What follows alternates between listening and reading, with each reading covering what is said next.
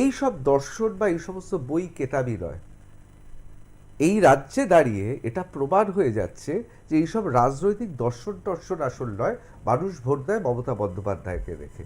এইসব বই ফই দর্শন এখানে চলে না। এখানে মমতা বন্দ্যোপাধ্যায়কে দেখছে, সেনাপতি দেখছে, তরুণ ঝকঝকে অভিষেক বন্দ্যোপাধ্যায়। মানুষ এখানে টাকা পেয়ে যাচ্ছে, উন্নয়নের টাকা পেয়ে যাচ্ছে, মানুষ গিয়ে ভোট দিচ্ছে। বাদ বাকি আমি মেশিনারির কথাতে যাচ্ছি না এখন। কোথাও কি তাহলে মনে হয় মানে পশ্চিমবাংলায় রাজনৈতিক দর্শনের আর কোনো দাম নেই? মমতা বন্দ্যোপাধ্যায় তো নিজেই রাজনৈতিক দর্শন, উনি তো নিজেই একটা বিশ্বাস ব্যবস্থা, এবং সেটাই তো প্রমাণ হচ্ছে বারবার। আজকে কংগ্রেসের থেকে বেরিয়ে এসছে বলে এত অভিযোগ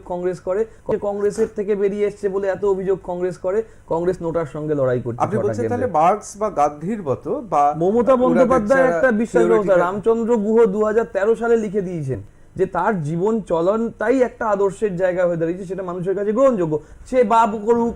2 নম্বর যেটা হচ্ছে যে আমাদের আদর্শ খুব স্বাভাবিক, যেটা মমতা বন্দ্যোপাধ্যায় আমাদের শিখিয়ে দিয়েছেন, সেটা হচ্ছে যে কোনো মূল্যে হোক, ঝড় জল বৃষ্টি, মানুষের পাশে থাকো, মানুষের পরিষেবা দাও এবং দেশের সঙ্গে থাকো, জাতীয়তাবোধের সঙ্গে থাকো। এইগুলো আমাদের আদর্শ। এই আদর্শে আমরা দীক্ষিত হয়েছি, এর বাইরে আমরা কিছু সত্যিই ভাবি না। আমরা যদি ভাবতাম তাহলে তুমি যে আদর্শগুলোর কথা বললে, কিরকম আদর্শ বিচ্যুতি ঘরে দেখো তো।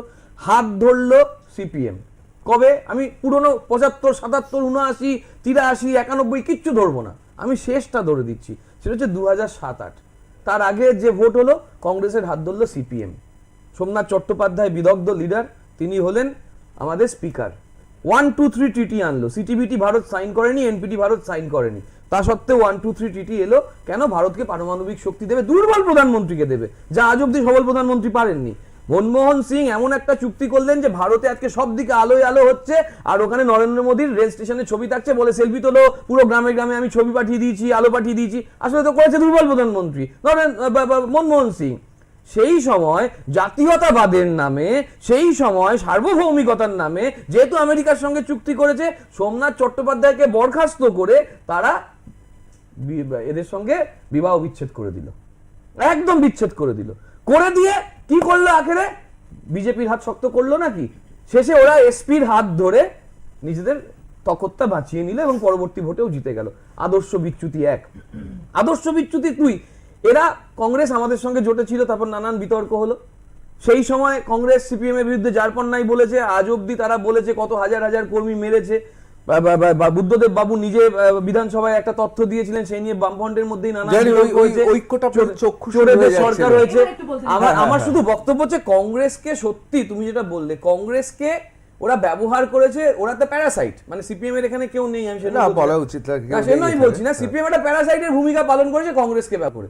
কিন্তু কংগ্রেসের এই যে দেখো অধীর চৌধুরী মঞ্চে বক্তব্য রাখছেন, আমি শেষ করে দিই, সন্দীপার কাছে যেতেই হবে, শেষ করে দিই। কংগ্রেস বা কংগ্রেস যদি এরকমই হয়, আমি শেষ করে দিই, প্যারাসাইটই হয়, আপনাদের এত চক্ষুশূল হয় কেন? আমাদের চক্ষুশূল কংগ্রেস কোথায়? কংগ্রেস আমাদের চক্ষুশূল নয় তো, চক্ষুশূল হচ্ছে কংগ্রেসের বিভিন্ন নেতারা। তাদের মধ্যে মল্লিকার্জুন খাড়গে কি বলবেন, বা আর একজন কে কি বলবেন, আর অধীরদা কি বলবেন?